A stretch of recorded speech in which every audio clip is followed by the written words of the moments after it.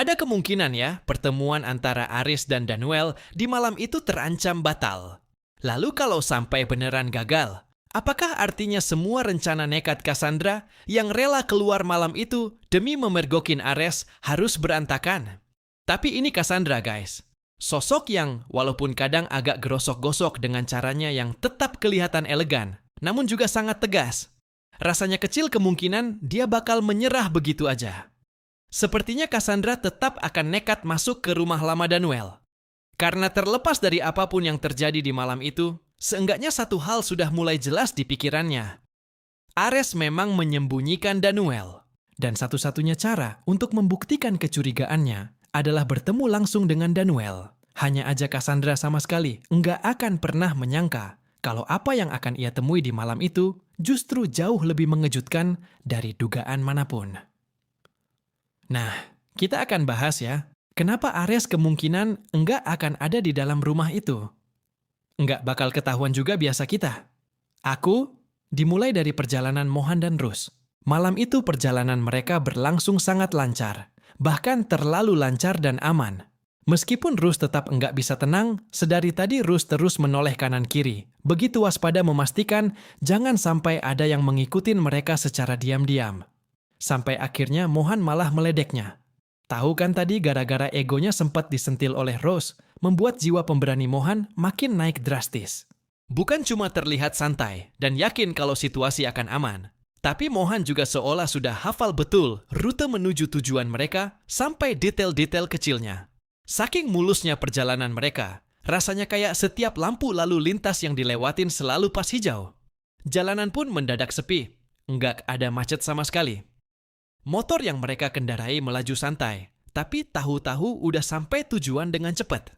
Sayangnya kedatangan mereka jelas bukan di waktu yang tepat. Bagi Danuel yang menyempatkan mengintip lewat jendela, pemandangan itu jelas bikin dadanya berdebar.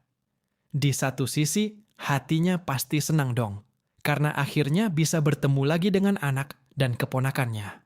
Tapi di sisi lain, kehadiran mereka justru berpotensi menghancurkan rencana pertemuannya dengan Ares di malam itu. Masalahnya, mana mungkin Danuel tega mengusir dua remaja itu pergi? Danuel pun tetap terselip di wajahnya. Terlebih lagi butuh waktu yang cukup panjang untuk mendengarkan curhatan Rus. Belum lagi sesi nasihatin segala. Sebenarnya itu momen yang selalu menyenangkan, namun waktunya aja yang enggak tepat. Kalau misal nih Rus yang sejak siang tadi larut dalam rasa sedih dan galau, jadi kurang peka instingnya untuk memahami ekspresi papanya, tapi seenggaknya insting Mohan harusnya bekerja lebih kuat untuk merasa ada sesuatu yang berbeda dari Om Danuel di malam itu. Bukan karena Danuel terlihat enggak sepenuhnya menyimak pembicaraan mereka, tapi mungkin beberapa kali matanya tanpa sadar melirik ke arah jam dinding. Atau bisa jadi Danuel diam-diam izin sebentar, lalu pergi menelepon Ares untuk memberikan kabar kalau pertemuan malam itu terpaksa dibatalkan aja. Ya, meskipun Ares nggak sempat menerima telepon itu misalnya ya. Namun, sesampainya di lokasi, cukup dengan melihat motor yang terparkir di halaman rumah itu aja, mungkin sudah cukup buat Ares mengurungkan niatnya untuk masuk. Entahlah, apakah nantinya Ares memilih menunggu dari kejauhan, sambil memarkir motornya, dan berharap Danuel bisa segera meminta Mohan dan Rus segera pulang, atau mungkin menyusun rencana lain. Tapi masalahnya saat sesi menunggu itulah, motor Excel yang membonceng Cassandra, kemungkinan besar juga udah lebih dulu tiba. Dan itu artinya diam-diam Ares akan melihat semuanya dan sadar poin pentingnya. Cassandra udah tahu. Sementara itu, Cassandra sejak awal udah enggak sabar menuntaskan rasa curiganya. Jelas bukan tipe orang yang akan berdiri diam di luar pagar. Walaupun ya Cassandra enggak melihat motor suaminya di sana, rasanya naluri seorang ibu akan bekerja lebih kuat dari logika manapun. Seolah darahnya sendiri sedang memanggil dan mengatakan kalau seseorang yang sangat dekat dengannya sedang berada di balik pintu itu. Maka besar kemungkinan Cassandra tetap mengetuk pintu rumah itu. Entahlah apakah nantinya Excel akan terus mengawal Tante Cass sampai benar-benar masuk ke dalam rumah atau enggak. Yang jelas, ketegangan di dalam bakal langsung terasa. Rus yang kaget mungkin akan spontan berseru, "Tante Cass!" Dengan pandangan matanya yang spontan langsung tertuju ke arah Mohan. Saat itu, Mungkin tubuh Mohan terasa membeku. Wajahnya memucat bukan karena takut, tapi karena jantungnya berdetak terlalu keras. Matanya memang belum mengenali sosok wanita asing di hadapannya, tapi nama itu sudah terlalu sering ia dengar dari cerita Rus. Dan yang paling penting, darahnya tahu, batinnya tahu. Sosok di hadapannya adalah seseorang yang selama ini sangat ia rindukan. Sementara bagi Cassandra, jelas ini akan jauh lebih mengejutkan. Wajah pemuda di hadapannya enggak asing. Bahkan karena harapan itulah dulu Cassandra memaksa Ares menghentikan pencarian Mohan ke luar negeri. Sayangnya waktu itu Excel menyangkal dan bilang kalau pemuda itu bukan siapa-siapa, hanya kebetulan punya nama yang sama. Tapi sekarang semuanya terasa saling terhubung. Ada Danuel, ada Rose, dan ada pemuda itu. Artinya keyakinan Cassandra sejak awal enggak pernah salah. Pemuda di hadapannya memang putra kandungnya. Kalau momen ini benar-benar terjadi, guys, jujur aja pertemuan Cassandra dan Danuel, ataupun Rose dengan Excel, mungkin langsung terasa jadi latar belakang. Karena pertemuan seorang ibu dengan anak kandungnya, jelas akan jauh lebih menguras emosi. Jadi pertanyaannya, beranikah sang sutradara membawa alur cerita semeledak ini secara bersamaan dengan mengorbankan momen yang juga sudah lama kita tunggu? Lakukan itu malam ini untuk Ares. Lakukan itu juga untuk kita berdua. Oke guys, tadi itu baru sebatas prediksi. Sekarang kita bahas alur lanjutannya. Kira-kira kekacauan apa yang sebenarnya terjadi di rumah Alferix malam itu? Rumah mewah super besar, dengan penjaga di mana-mana. Secara logika ya, tuan dan nyonya rumah harusnya bisa bebas dong, melakukan apapun. Tapi lucunya aturan itu seolah enggak berlaku buat Ares dan Cassandra. Mereka malah lebih mirip tahanan rumah. Sebagian besar pelayan dan penjaga di sana diam-diam mengawasi gerak-gerik mereka dan siap melaporkan hal sekecil apapun ke Dominic. Namun tentu aja bukan Ares namanya kalau enggak punya cara buat keluar di malam itu tanpa ketahuan. Dan Cassandra, setelah banyak hal yang terjadi, jelas lebih enggak mungkin tinggal diam. Jadi malam itu, pergerakan mereka terbagi jadi dua arah. Dan ya seperti dugaan kita, sosok misterius berjaket marun yang mirip jaket andalan Excel ternyata memang Cassandra. Sang nyonya tetap ingin memastikan rencana suaminya keluar rumah dengan menyamar sebagai Excel berjalan lancar. Namun tentu aja, Cassandra juga enggak mungkin membiarkan Ares pergi sendirian. Cas berniat membuntutinya secara diam-diam. Masalahnya, Cassandra harus melewati banyak rintangan. Bahkan sampai harus memakai trik yang cukup kejam memerintahkan pelayan setianya memberikan racun pada dua penjaga. Tenang guys, racun itu enggak langsung menghilangkan nyawa seseorang. Efeknya cuma membuat korban tiba-tiba mematung dengan bibir membiru. Namun, ada satu masalah yang perlu banget diperhitungkan. Blade.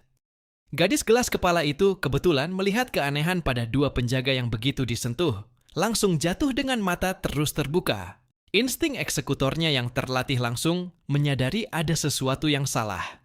Mereka keracunan. Blade pun langsung menuju ruang CCTV dan memperhatikan dengan seksama layar monitor. Dua petugas IT sangat yakin sosok berjaket yang sedang lewat adalah Excel. Tapi Blade langsung sadar ada yang aneh. Cara jalannya beda. Insting Blade makin aktif. Blade langsung menganalisis arah pergerakan sosok itu, sampai akhirnya Blade melihat langsung Tuan Ares berjalan pelan, mencari celah keluar. Tentu aja Blade nggak mungkin berani menghadang Tuan Alferix secara langsung. Gimanapun ya, Blade hanya pelayan, meskipun posisinya cukup disegani. Belum lagi ancaman mengerikan dari Danuel Alferix sebelumnya, yang pernah memintanya tetap bungkam. Tapi seenggaknya Blade jadi mengerti rupanya, ini cara Excel dan Tuan Ares keluar dari rumah itu tanpa pengetahuan mereka selama ini. Nah, di saat Blade masih tegang mengamati semuanya, tanpa sadar seseorang juga sedang mengamatinya. Icha, pelayan setia Excel. Icha langsung melaporkan semuanya. Artinya rencana harus berubah. Plan B pun dimulai. Gerak lebih cepat, lebih nekat, dan kalau perlu lumpuhkan semua pengawasan. Termasuk dua petugas IT yang mulai kebingungan melihat layar monitor CCTV. Karena di sana mereka melihat sosok mirip Excel berjaket marun. Padahal barusan aja tadi Excel lewat memakai jaket berbeda. Dua Excel dalam waktu yang hampir bersamaan. Jelas itu terasa janggal. Belum sempat rasa heran mereka hilang, Cassandra tiba-tiba masuk ruangan dan brak! Keduanya dihajar sampai pingsan. Di momen ini sih Cassandra benar-benar sangat mengagumkan. Sepertinya karena terlalu lama hidup di bawah pengawasan ketat, membuat Cassandra sadar sebaiknya mengisi waktu luang dengan latihan bela diri untuk berjaga-jaga.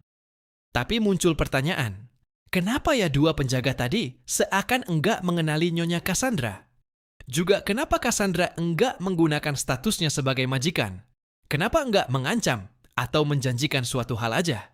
Karena bukankah kalau dihajar begini, saat mereka nantinya siuman, bisa aja malah langsung lapor ke Dominic? Yang jelas guys, Axel dan Cassandra sudah memperhitungkan semuanya di malam itu.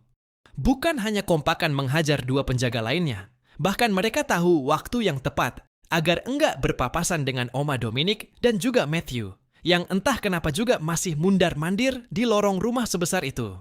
Begitupun dengan Valerian, yang sempat menoleh ke belakang seakan merasa ada sesuatu pergerakan, namun saat itu enggak ada siapapun. Namun ketegangan jelas belum selesai.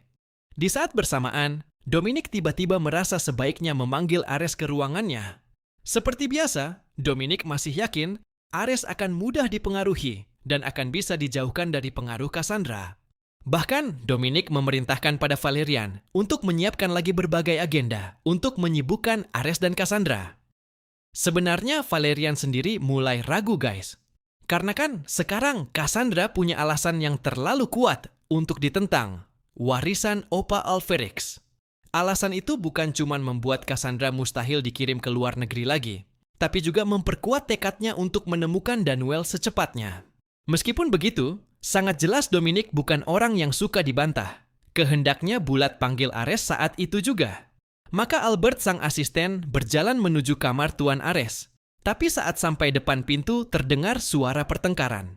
Sangat meyakinkan. Suara Ares terdengar marah besar pada Cassandra yang terus memaksakan diri mengurus berbagai kasus termasuk pencarian Danuel. Bahkan saking kesalnya Ares sampai berkata nih, kalau mungkin hidup di luar negeri lebih baik untuk mereka. Seenggaknya mereka bisa punya lebih banyak waktu bersama tanpa pertengkaran seperti ini.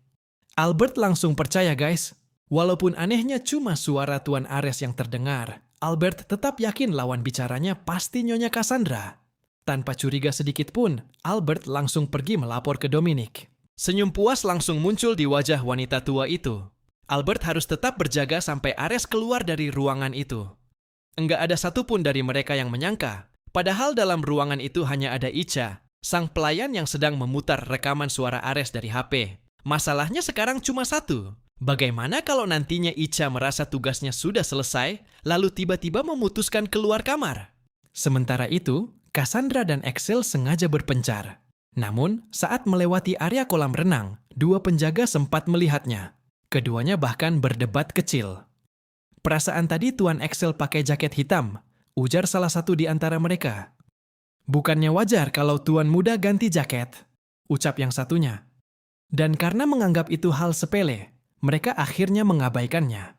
Entahlah guys, apakah nantinya akan ada kesaksian dari mereka tentang kejanggalan sikap Axel di malam itu? Yang jelas dua penjaga ini enggak akan menyadari ada dua sosok dengan jaket berbeda malam. Itu sudah bertemu di parkiran motor, siap pergi menuju lokasi pertemuan Ares dan Danuel. Mereka hanya perlu bantuan Ola via telepon untuk mengirimkan lokasi dan menjaga akses perjalanan mereka. Dan bagi Ola ini seperti tugas tambahan biasa. Lagi pula kan, nama Axel dan Danuel bukan hal asing lagi. Mereka udah termasuk orang-orang yang ada dalam daftar penjagaannya. Masih ada satu hal lagi yang perlu banget dikoordinasikan. Blade. Meskipun Blade paham kalau sebaiknya enggak ikut masuk terlalu dalam ke urusan Ares dan Danuel, namun sebagai eksekutor, Blade tetap punya insting menjaga situasi. Apalagi saat melihat dua petugas IT terkapar pingsan di ruangan, rasa khawatir dan penasaran Blade makin besar. Tanpa buang waktu, Blade langsung kembali memeriksa CCTV, dan disitulah dia mendapati sesuatu yang benar-benar bikin jantungnya berdebar kencang. Pelakunya ternyata Nyonya Cassandra. Jelas Blade makin panik dan tegang. Mungkin belum benar-benar mengerti apa yang sebenarnya sedang dilakukan. Tapi satu hal mulai terasa. Para petinggi Alfrix ditambah Axel tampaknya sudah bergerak untuk mengambil alih keadaan dan segera menjatuhkan dinasti Sarius. Tiba-tiba HP Blade berdering. Nomor enggak dikenal. Rasa penasaran membuatnya langsung menerima panggilan itu. Dan benar aja, di seberang telepon terdengar suara Excel yang begitu mengintimidasi. Bukan sekedar peringatan, lebih terasa seperti ancaman. Dengan tegas, Excel meminta Blade untuk tutup mulut atau bersiap berhadapan langsung dengan seluruh Alferix. Bahkan dengan santainya, Excel memerintahkan Blade untuk ikut membereskan semua kekacauan yang mereka tinggalkan malam itu. Mungkin dengan menghapus rekaman CCTV yang menampilkan Cassandra dan Ares. Karena perbedaan pakaian di waktu yang hampir bersamaan, jelas bisa memancing kecurigaan Dominic. Belum lagi urusan para penjaga yang sempat keracunan dan petugas yang baru aja dihajar. Semuanya harus dibungkam. Dipastikan tetap diam, seolah malam itu enggak pernah terjadi apa-apa. Di titik itu, Blade harusnya sadar kalau dirinya sudah dipaksa menjadi agen ganda. Bahkan hanya dalam waktu singkat, Blade seperti dipaksa mengubah keberpihakan. Karena bagaimanapun juga, berhadapan langsung dengan Danuel, Ares dan Cassandra terasa jauh lebih mengerikan dibanding harus menghadapi Dominic Sarius. Seenggaknya malam itu, Blade akhirnya mengetahui satu kenyataan besar, bahwa selama ini kepatuhan Tuan Ares pada Nyonya Dominic rupanya hanyalah sekedar sandiwara. Sementara untuk potongan puzzle lainnya, Blade tahu dirinya masih harus mengamati lebih jauh.